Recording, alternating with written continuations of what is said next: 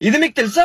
ఎవరి పేరైతే ఎల్ తో స్టార్ట్ అవుతుందో వీళ్ళు ఎలా ఉంటారు? వీళ్ళు ఎమోషన్స్ ని, ప్రేమని పంచేవాళ్ళు. వీళ్ళ మైండ్ లో ఒకసారి ఒక ఒపీనియన్ తీసుకున్నారంటే దాని మీద అడ్డంగా నిలబడిపోతారు అంతే. వీళ్ళ మనసు చాలా స్ట్రాంగ్ గా ఉంటది. ఏదైనా ఛాలెంజ్ ని యాక్సెప్ట్ చేయడానికి ఒక్క నిమిషం కూడా ఆలోచించరు.